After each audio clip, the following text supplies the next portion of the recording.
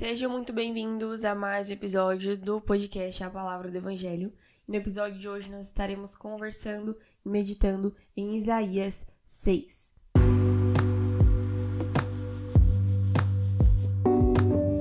Eu me chamo Aimee e eu apresento esse podcast desde o ano de 2021, em que ele foi criado.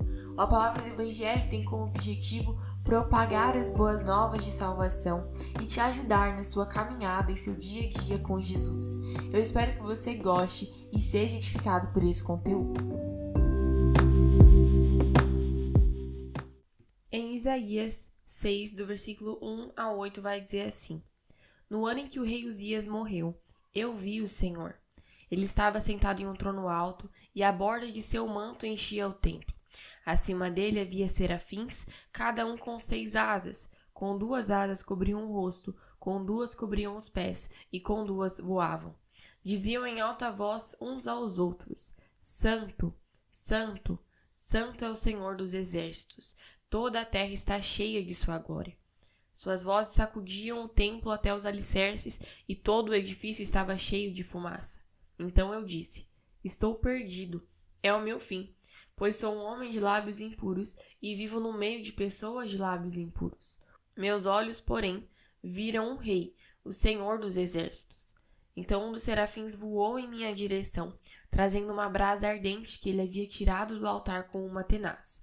Tocou meus lábios com a brasa e disse: Veja, esta brasa tocou seus lábios. Sua culpa foi removida e seus pecados foram perdoados.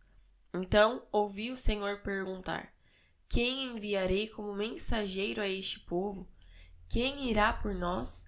E eu respondi: Aqui estou, envia-me. Essa passagem ela é muito conhecida no nosso meio cristão, mas eu gostaria de refletir a respeito dela. Então, como Isaías já explica, já descreve aqui, ele viu a glória do Senhor. Ele viu serafins acima do trono de Deus. E aqui a gente encontra uma expressão da glória e da majestade do Senhor. E assim que ele viu isso, ele falou: eu tô perdido, é meu fim. Porque ele sabia nesse momento em que ele viu a glória do Senhor, ao mesmo tempo ele teve o reconhecimento, ele reconheceu de que ele era um homem miserável, de que ele era um homem necessitado da graça e da misericórdia divina. E o que eu acho muito interessante nessa passagem, que ele fala isso, estou perdido, é o meu fim, o que eu vejo que é interessante é isso. É porque Isaías, nesse momento, ele não está preocupado com a reputação dele diante dos homens, ele não está, porque ele viu a glória de Deus. Ele viu o quanto que Deus é santo. Ele viu os serafins proclamando: Santo, Santo, Santo é o Senhor dos exércitos. E nesse momento foi quando ele percebeu que ele era um homem de lábios impuros e que ele vivia também entre pessoas de lábios impuros. E nesse momento, Isaías foi sincero em seu coração. Ele não escondeu de Deus o seu pecado, ele não quis esconder e falar: Senhor, olha só, eu também sou santo, Olha só como eu sou digno de ver a glória de Deus. Muito pelo contrário, Isaías, ao ver a glória do Senhor, ele se prostrou, digamos assim, diante da sua majestade.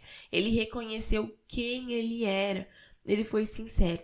E isso eu acho muito interessante, que a Bíblia vai nos dizer, por exemplo, em Salmos 51:17. Sacrifício agradável a Deus é o espírito quebrantado, coração quebrantado e contrito, não o desprezarás, ó Deus. Não apenas nessa passagem, eu vou ler mais uma para a gente conseguir entender melhor, lá em Provérbios 28, no versículo 13, que vai dizer: Quem oculta seus pecados não prospera, quem os confessa e os abandona recebe misericórdia.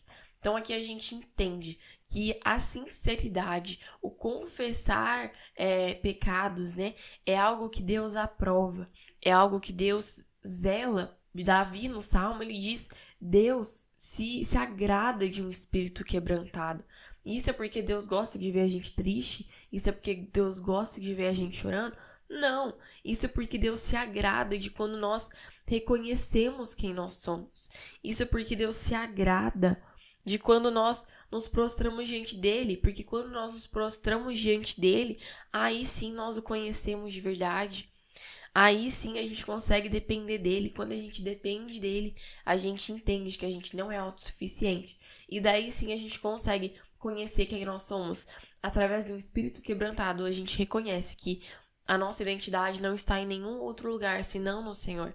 Através de um espírito quebrantado, a gente reconhece que nenhum plano é melhor do que o plano de Deus, do que os planos que o Senhor tem para as nossas vidas.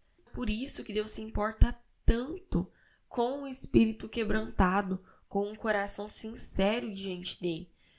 E outra coisa, a Bíblia até diz também em 1 João, se eu não estou enganada, que aquele que diz que não tem pecado, ele mente. Ele faz de Deus um mentiroso, porque em nós há pecado. Todos os dias nós pecamos, lutamos contra o pecado e estamos nessa jornada de santificação até o céu.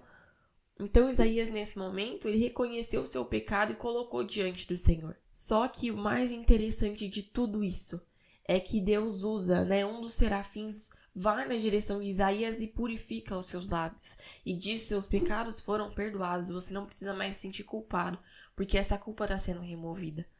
E o que eu fico assim, realmente embasbacada é com o fato de que se o problema é impureza, se o problema é pecado, Deus tem a solução. Se o problema era que os lábios de Isaías eram impuros, Deus, através de um serafim usado por Deus, foi lá e purificou a boca de Isaías. Se o problema é o pecado, Jesus já pagou o preço na cruz do Calvário. Jesus já pagou o preço da nossa liberdade. E se Isaías não tivesse confessado ao Senhor, se Isaías não tivesse dito o seu pecado, ele não teria sido purificado, ele não teria sido, eu posso até dizer, ele não teria sido restaurado. Então, se você tem se sentido culpado, se você tem se sentido triste, confessa diante do Senhor. Se necessário, conversa com alguém que é maduro espiritualmente, que você confia, e coloca isso diante do Senhor. Mas não fique calado, porque Deus tem vida para te dar e vida em abundância. Entende? Então, pecado, o sangue de Jesus é mais poderoso. O sangue de Jesus nos purifica de todo o pecado. Então, abra seu coração diante do Senhor, porque Ele quer te restaurar, Ele quer te dar vida. E em Jesus nós somos novas criaturas. Nós temos uma vida completamente nova. Basta nós nos arrependermos e abrirmos nosso coração ao Senhor. E é interessante que isso me lembra Apocalipse 5, quando João está tendo a revelação do Senhor quanto ao que haveria de vir. E ele vê na mão direita daquele que está sentado no trono um livro em formato de rolo, e esse livro está selado com os 7 selos. E nisso ele começa a chorar, ele fica triste, porque ele não encontra ninguém digno de abrir e romper os 7 selos. Ele não encontra ninguém nos céus, na terra, debaixo da terra, não tem ninguém que seja digno de abrir os 7 selos, o livro. Então ele chora, preocupado, mas o Cordeiro é digno de abrir os 7 selos. Logo após ele ter chorado, um dos anciãos diz a ele: não chore, eis que o leão da tribo de Judá, a raiz de Davi, venceu para abrir o livro e os seus 7 selos. Então o Cordeiro de Deus, que é Cristo, ele é digno de abrir os 7 selos. E naquele momento toda aquela preocupação de João, toda aquela angústia na alma dele passou, ela foi aliviada. Por quê? Porque há um que é digno de abrir o livro, que é Cristo. E da mesma forma também com os nossos pecados. Não há homem que consiga nos garantir a salvação. Não há nada que nós possamos fazer que nos garanta a nossa salvação. Mas a nossa salvação não é encontrada em nenhum outro lugar, em nenhuma outra religião, em nenhuma outra pessoa, senão em Cristo Jesus, que é o Filho de Deus.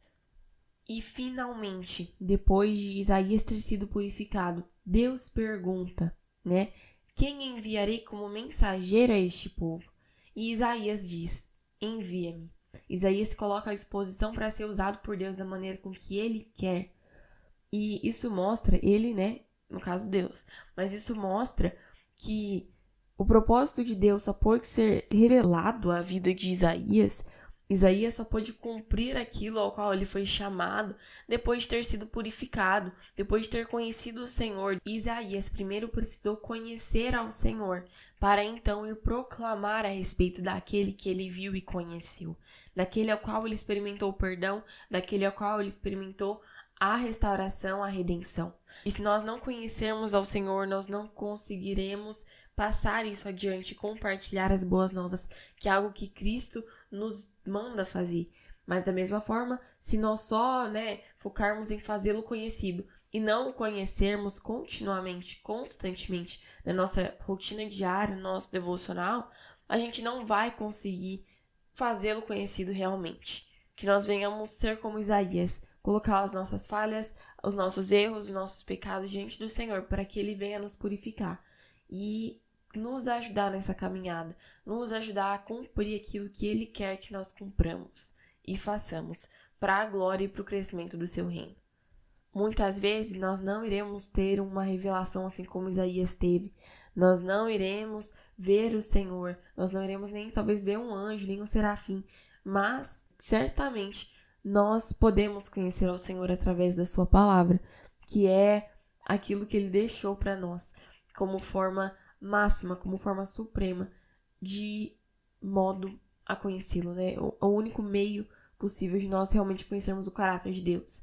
E também é importante eu falar, da oração, que é tão essencial, que é uma conversa, um diálogo com Deus, onde você cresce em maturidade e intimidade com o seu Senhor. Recentemente, eu fiz um episódio aqui falando sobre propósito, ele se chama Viver Pra Quê? Se você tem interesse, eu recomendo que você escute depois de terminar esse aqui. E muito obrigada por ter me escutado até aqui, Muito obrigada por ter nos acompanhado até aqui nesse podcast. Não esquece de seguir a gente no Instagram, @palavra do evangelho, que tá aqui embaixo na descrição, no caso a palavra do evangelho _. E a gente se encontra no próximo episódio, na próxima segunda-feira. Até lá!